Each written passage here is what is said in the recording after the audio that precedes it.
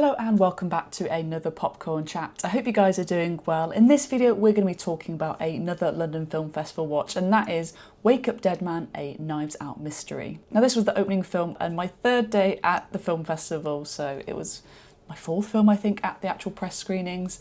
But yes, this is the one where it truly kicked off, the cinema was full, so let's get into my thoughts. This is Rian Johnson's third instalment within the Knives Out series of films, with Daniel Craig returning as Benoit Blanc. However, we have a new supporting cast and we have the likes of Josh O'Connor being that supporting right-hand man alongside Benoit to solve this mystery. This is a star-studded film. We have the likes of Kerry Washington, Glenn Close, Andrew Scott, Kaylee Spaney, Jeremy Renner, Josh Brolin, Daryl McCormack, Jeffrey Wright, and even Thomas Hayden Church. At the top, I just have to say that this film, to me, was better than his previous one, Glass Onion, which didn't quite work, but this feels much more like that original film. What I really enjoyed about Wake Up Dead Man was the relationship between Josh O'Connor and Daniel Craig's character. I think they had a really good rapport, working together to solve the mystery of the whodunit.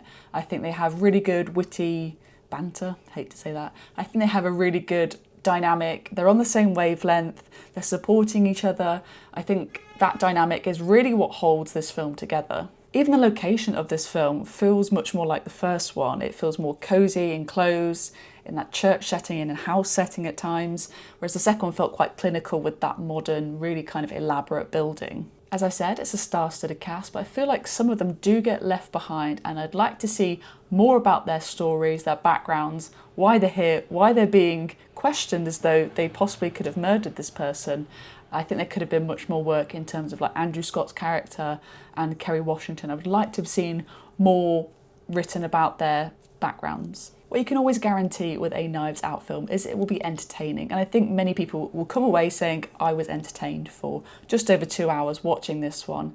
So I think it does that purpose. It's not perfect by any means, and I don't think any of them are, but you're going to be entertained regardless with a Knives Out film. In terms of performances, I have to give a big shout out to Josh O'Connor. Obviously, we love Josh O'Connor here on this channel, and I think this really proves that he is a leading man and can take on a film of this scale and have other big names. You've got literally an ex-James Bond right next to you.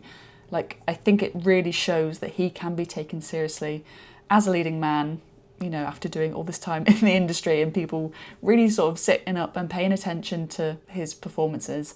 This is really going to put him in the limelight. And another favourite performance of mine was the other Josh Brolin. I think he did a really good job in this one. I think he really had his kind of almost Shakespearean moment. He does some great monologues. He's so dislikable as a character in this, and if you can make me dislike you, I think you've done a great job. He was really great at commanding the space and the people within his community and creating that imbalance in terms of power and his greed and his anger at everything. I think he got all of those emotions down. And I think this is one of my favourite performances of Josh Brolin in recent years. Overall, I really enjoyed Wake Up Dead Man, a Knives Out mystery.